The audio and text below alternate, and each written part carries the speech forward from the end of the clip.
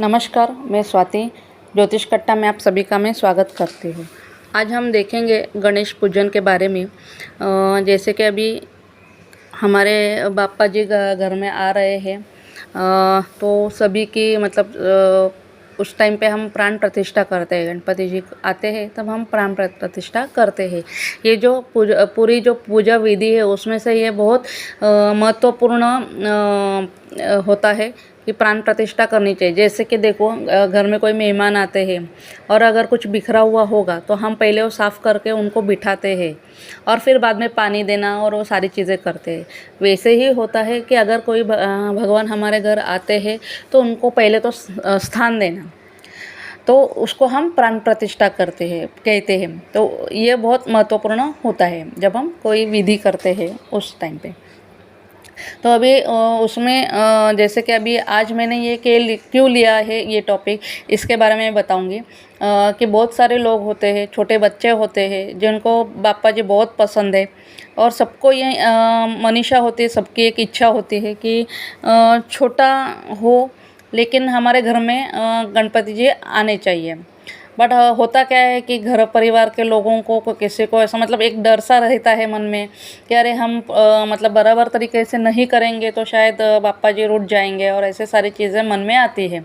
तो उसके वजह से वो नहीं कर पाते हैं, या तो फिर जैसे कि कैसे करें, बड़े पैमाने में तो नहीं करना है, इतना सारा तो मैं नहीं कर पाऊँगी, या ऐसा कुछ ये रहता है। क्योंकि बाकी सारी भी चीज़ें आती है, खर्चा होता है, सारी चीज़ें होती है उसमें ही, तो इसके वजह से नहीं करते हैं। तो ये 2-3 वजह होते हैं कि जिसके वजह से वो नहीं कर पाते हैं। तो एक आसान तरीका होता है, जैसे तरीका नहीं बोल सकते हैं, क्योंकि मैं जब भी कहती हूँ कि कोई भी चीज़ मैं बोल रही हूँ तो उसमें मेरी एक ये रहता है कि नहीं, कोई भी करो अपने विश्वास से करो, पूरी तरह से विश्वास रखो, प्यार से करो, जिसे भक्ति कहेंगे हम, उस तरीके से करो। जब भी मैं उपाय भी देती हूँ आपको तो आपको हाँ कहती हूँ कि श्रद्धा भक्ति से करो, तो आपका काम हो जाएगा। तो उसी तरह से होता है कि आपको अगर गणपति जी बिठाने हैं तो उतनी श्रद्धा भक्ति आप में होनी चाहिए, उतने प्यार से हमें करना है तो वो होनी चाहिए। जैसे छोटे बच्चे तो होते ही है प्यारे, क्योंकि उनके मन में ऐसा कुछ होता नहीं है, तो उनका तो मन होता है तो हम घर में कर सकते हैं, उनकी इच्छा रख के हम घर में छोटे पैमाने में भी कर सकते हैं। उसके लिए हमें क्या करना है, जैसे कि सबको पता है झाड़ू की मिट्टी से हम मूर्त बनाते हैं। तो वो मूर्त बनाने के बाद हमें जिस दिन अभी जैसे गणेश जी का आगमन होगा उसी टाइम पे आपको वक्त भी पता होता है, मुहूर्त पता होता है, या नहीं भी मुहूर्त पता है तो भी कोई दिक्कत नहीं होती है, क्योंकि सब कुछ है ना वो मन से होना चाहिए।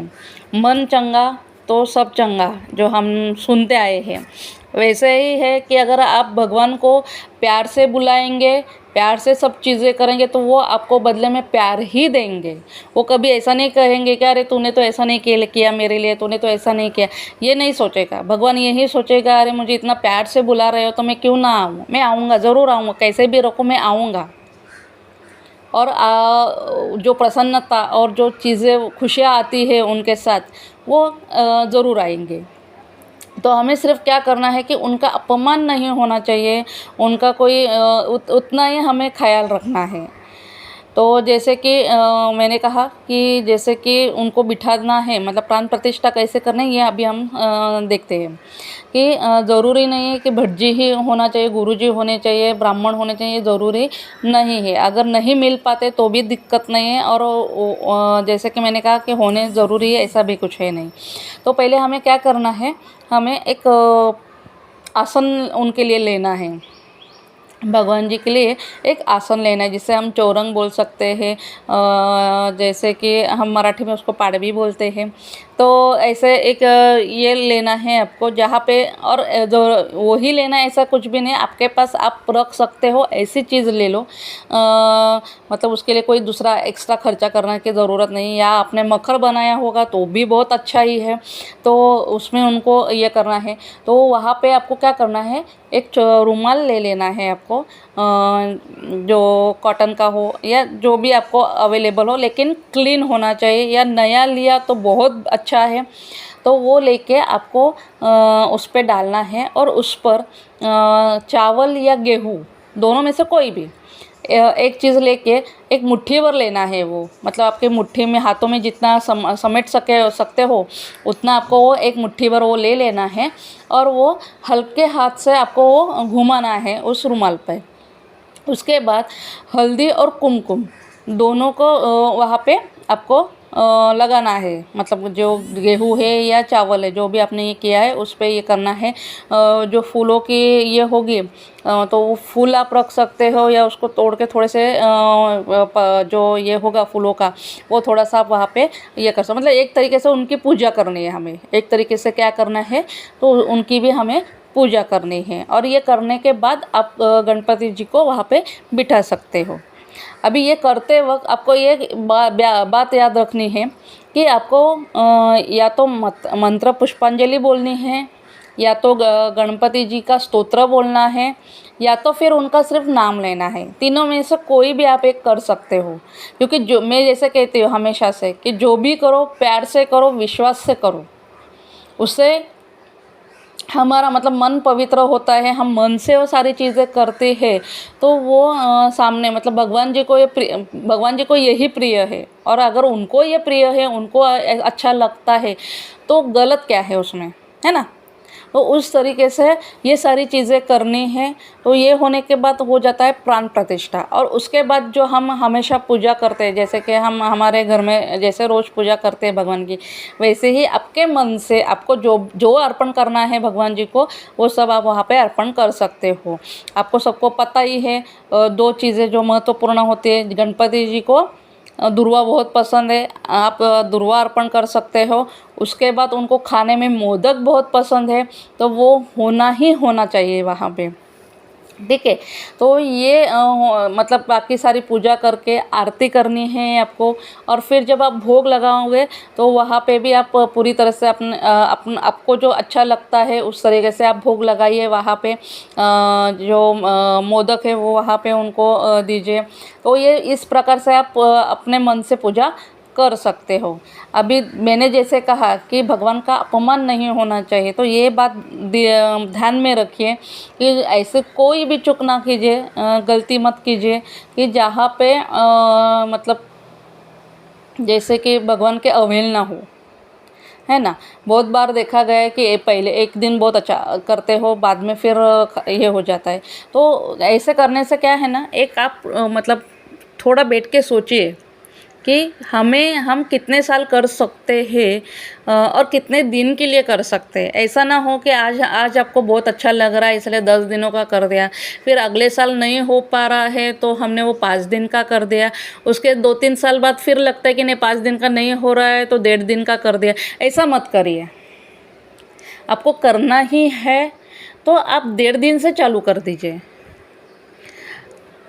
छोटे से बड़े जाने में कोई प्रॉब्लम नहीं होता है, लेकिन बड़े से छोटे में जाने के लिए बहुत दिक्कत है। मतलब दिक्कत यही होती है कि वो मतलब भगवान जी की अवहेलना करने जैसा है ना।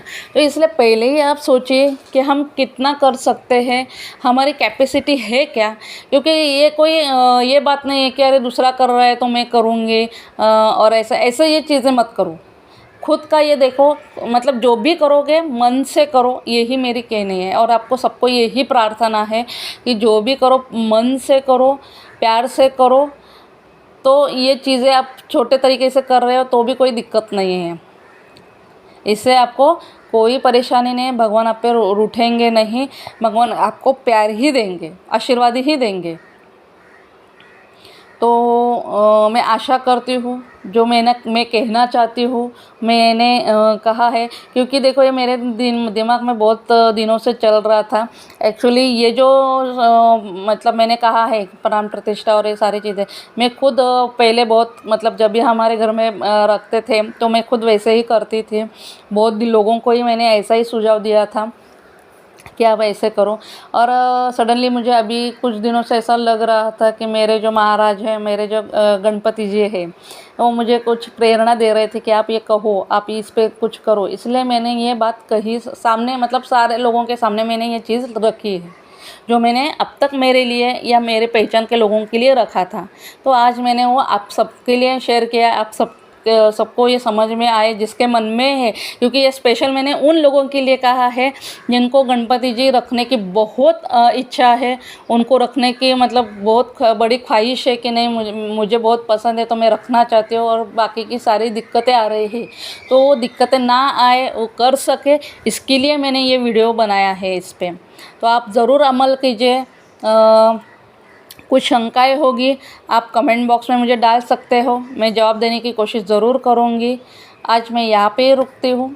धन्यवाद।